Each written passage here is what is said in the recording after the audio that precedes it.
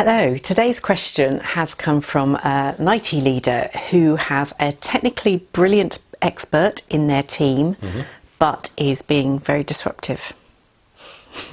Okay, that's familiar. I've seen that a few times where there's a... Yeah, absolutely. Yeah, exactly. I think we've talked about a few of these in the years, but there's a technically superb person. Perhaps they've got a particular expertise.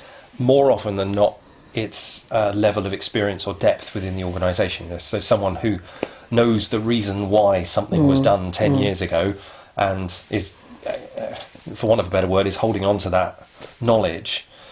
Now, often they can be very useful and very helpful, but the point of the question here and the challenge I've seen is where these people can be a bit awkward, difficult to engage in projects because they don't want to try anything new necessarily, or otherwise have got working relationship issues with others in the team.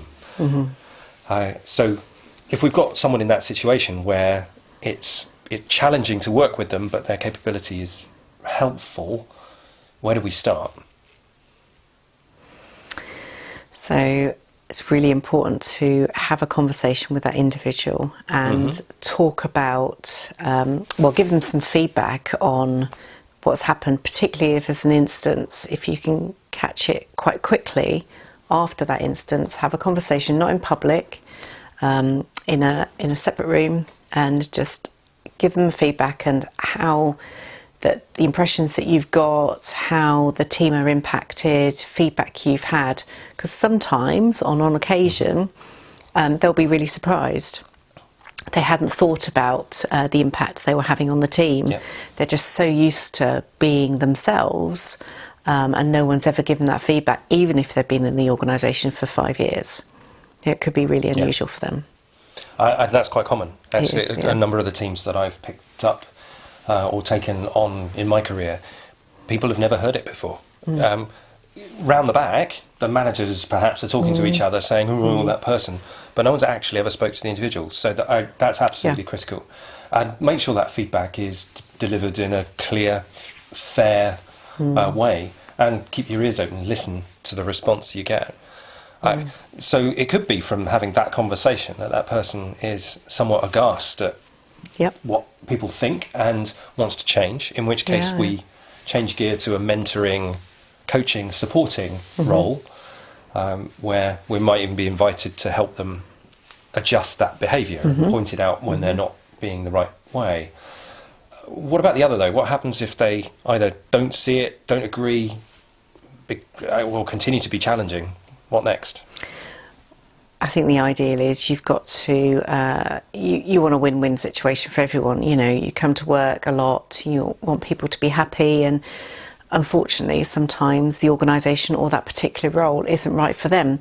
Maybe they are in the wrong role, and, you know, is there something, you know, you could do as a leader, like put them somewhere else, you know, try them in a different role, different team, but ultimately you need to manage them and make sure, you know, the disruption doesn't continue, because that can have a real knock-on effect with the rest of the team, particularly when you're delivering something quite challenging that's customer facing.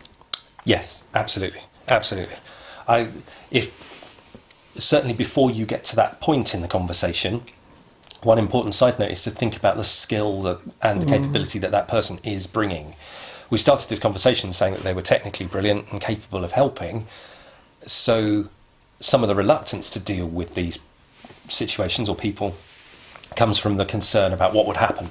Well, if they leave, we're no longer going to be able to support this system. So you have to take that head on. What are the skills that the other people in your team need? How can you help that person to share their knowledge more widely? How do you protect for the fact that they might leave? And I agree with you. I think it could be, especially if this is after a long time, the organisation has changed, the dynamics have changed, and the person is no longer in the right role for them and could find something significantly better, more suitable elsewhere. And that's not a bad result for them or for the organisation.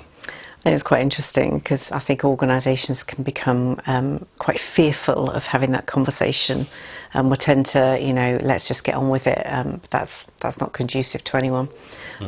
So it's much better to have the conversation, and even if they are like, well, no one's ever told me that before, it's much better to start your journey on the right foot, really. Yeah, agreed. Okay. Agreed. Well, thank you very much for listening, or for watching, and listening to us talk about challenges with a team. If you've got your own challenge with a team, or you're currently facing a situation and you're not sure what to do, pop some information in the notes below, or send one of us a message, and we'd be delighted to talk about it on one of these future videos.